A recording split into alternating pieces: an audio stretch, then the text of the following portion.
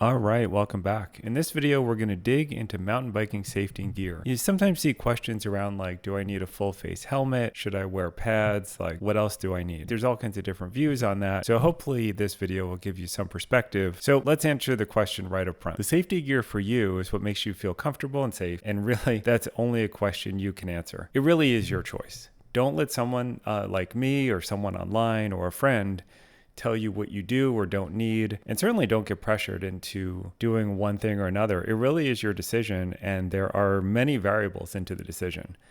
The really great thing is that you have to realize that safety gear has evolved significantly over the years, and there are many options out there allowing you to decide the right setup for you and your situation. So let me walk you through how I thought about it. Now, you have to remember that, for me and many of you, I grew up in a world of being out all day on my bike, not wearing a helmet, no safety gear, nothing. Bloody knees and elbows were part of the game. And more than once, I always had cuts. I was picking asphalt out of my knees, getting my chin stitched up. This was the norm. I didn't think twice about it. I was young and healed well, and that was great. And but today is a bit different. Yeah, I think the goal for many of us is to have some fun on the weekend, but be able to carry on with what you have to do on the next day. Going to work, school, or handling family matters is a whole lot more difficult with broken bones.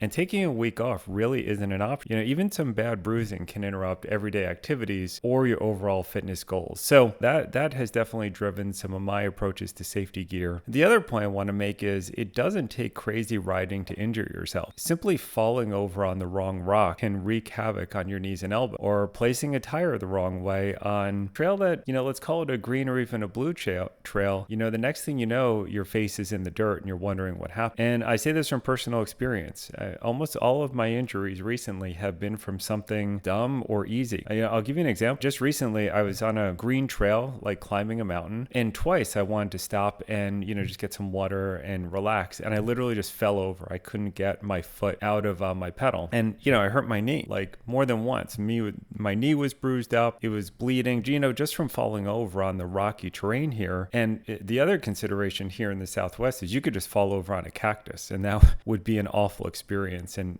end your day. But for me, the problem was one of my cleats had come loose on my shoe and rotated around, so I could not get unclipped. And that was it. Fell over.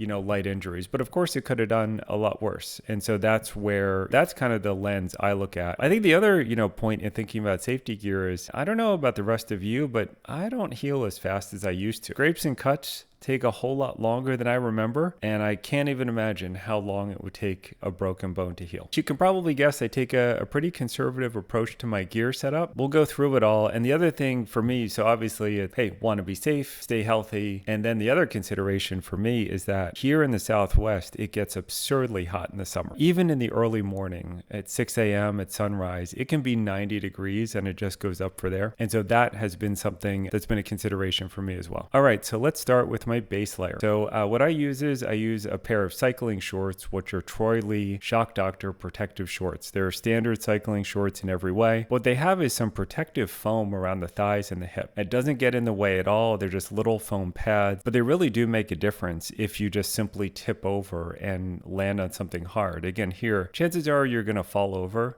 and land on a rock. Again, that could hurt your hip, cause a bruise, etc. And again, they are, really like light normal cycling shorts. So, no issue wearing them. So you wear those and throw like just a light pair of athletic shorts on the top of it. All right. So from there, that's the base layer. Let's move on to the four corners. And so that is like knee and elbow pads. So there are tons of great options out there. Some like, the full downhill kit with like plastic protection is hardcore as you want to get, not something I went for. What I did do is I went for kind of a middle ground, which is the Trailskins line from Dainese. And so they have a flexible plastic pad on your elbows and knees. And it doesn't get in the way of riding on your knees in particular. Like you don't notice the flexing, but they're really good and to me, they make a good difference if something happens. And I have tipped over or fallen more than once lightly, landed on my knees and don't even notice it. I think that light rubbery plastic padding really does an amazing job at protection. And they have a lighter line. I think they have something called the Trailskins Light, which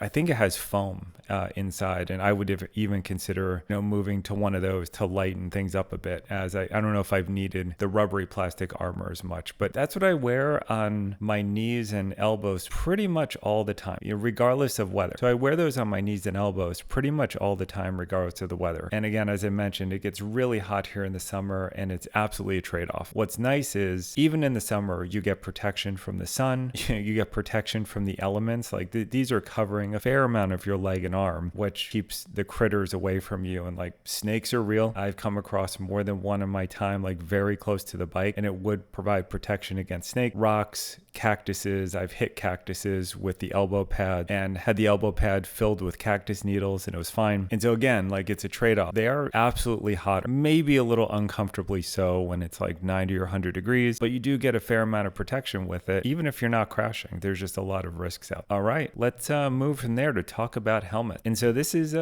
this was an interesting debate for me, is like, do you need like a full face helmet? Is it overkill? Like, I'm still personally in that mindset of 20 or 30 years ago where you didn't wear anything full face seems a bit much. What I do is I have a standard modern mountain bike helmet which provides extra protection around the back and side, and I use that most of the time. And I did really debate on the full face helmet, and I ended up buying just to give it a try. I decided to go for the Fox Pro Frame RS. Certainly not the cheapest model, but it was reasonably lightweight and had great reviews. I did debate on some of the convertible helmets, but I felt like I just wouldn't go through the trouble of attaching a piece or not. I'm like, you know what? If I'm going to wear it, I'm going to wear it. That's going to be it. And I figured like, hey, I'd rather not have a broken jaw, and if it's comfortable, why not? The other thing is, I forgot to mention this at the beginning, but around here, like I'm usually riding alone. And so I'm out in these kind of rocky mountains in the desert. You can be a few miles from civilization, and if something happens, like I'd rather have a slightly uncomfortable helmet than a concussion, broken face or nose. And so again, it's if I was riding with a friend or a group that could watch out for me, I may think about it differently. But when you're there by yourself, getting back and how you get back is a key consideration. I did go with the Fox Pro Frame RS. Like I said, I've worn it a number of times. It is, to me, perfectly comfortable, has good airflow. It does restrict your vision a little bit, what I didn't find to be a problem, but I did notice it. But here's the reality. Things got hotter here.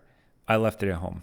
I was like, it's 90, it's 100 degrees. I just don't want to wear this thing. And even though it does have increased airflow, it was just, I felt like it was too much for the summer down here, especially when you're doing a lot of climbing, which I happen to do. When temps cool down, I'll definitely wear it more. When it gets down, if it's in the 40s or 50s here in the morning, if I was going to wear some kind of head warmth type of protection, it's like, I'll just put on the helmet. It was great. Next up, chest and spine protection. Some would argue this is getting a little crazy. I did purchase a Dainese Trailskins Air Vest, which seemed to be like a reasonable compromise with some like light chest protection and light spine protection. But here's the reality: I never put it on, and the reason was it just felt like too much for the type of riding I do. Now there are some areas around here which are more remote, and if I end up out there by myself, I fully intend to put it on again, just as that safety backup for when you're alone. All right, so that is kind of the rundown of everything I wear. Of course, there's your gloves and sunglasses and all that. But that's the major safety gear. But before we wrap it up, let's back up a bit. I acknowledge going through this, like it does sound like a bit much. It's like, I get it. Going out there with just feeling of the air and wind on your skin is awesome. And sometimes I miss it. Sometimes I decide I want to experience that again. I just leave everything at home. More often than not recently, I've regretted it. But maybe again, it comes down to like, what trails are you riding? Who are you with? What bike are you on? I'm riding an enduro bike. And when things turn downhill, I tend to like to go a little faster. So I think the truth is you can put on all this gear and you will be much safer, and like it does detract from the experience, and I think you have to acknowledge that. And that's what makes this a very personal choice that takes into consideration all the things I said at the top. I think there are some great options out there, and don't be afraid to pick some up and give it a try. But it's really up to you, and don't let anyone or anyone else like tell you what you should or shouldn't do. Oh, by the way, I mentioned a whole bunch of products in here. These I purchased on my own with my own research. Like there's no sponsorship or anything else going on. That's what I liked when I shopped around. I think there are tons of options out there. So go check them out. And I'd be curious to know what your thoughts are and where you landed on these decisions. So feel free to drop that down in the comments. All right. Have a good one.